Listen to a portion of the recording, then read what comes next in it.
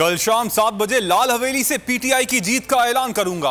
Kashmir election में नून league ने सिर्फ इल्जाम तराशी की मुहिम चलाई। जो अल्फाज इस्तेमाल हुए उस पर पूरा कश्मीर गमज़दा है।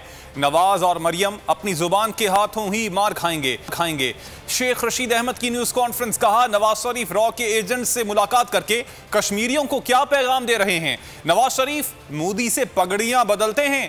कश्मीर का मुकद्दमा इमरान खान ही दुनिया में उजागर करेगा। इमरान खान का जुमला एब्सोल्युटली नॉट एक वाज़े पैगाम है। उनका कहना था कि अफगान सफीर की लड़की का मामला बेटियों जैसा है, इसलिए इसकी गुमशुदगी की असल वजह अखलाकी तौर पर जाहिर नहीं कर सकते। 4 से 6 माह बाद पाकिस्तान के खिलाफ हाइब्रिड जंग शुरू हो जाएगी।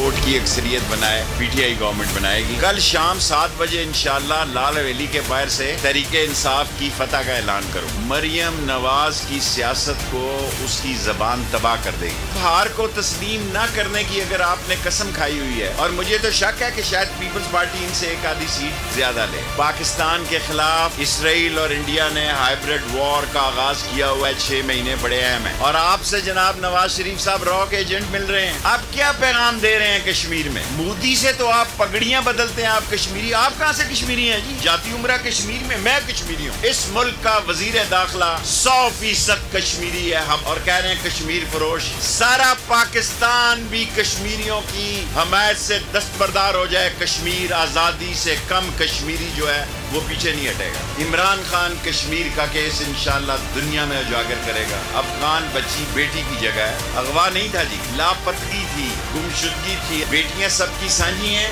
अगर मुझे किसी ने कहा तो मैं ये भी ढूंढ निकाल सकता हूँ कि गुमशुदगी कहाँ पे थी और लापतगी कहाँ पे थी। मुनासिब नहीं है, बेटियां साझी होती।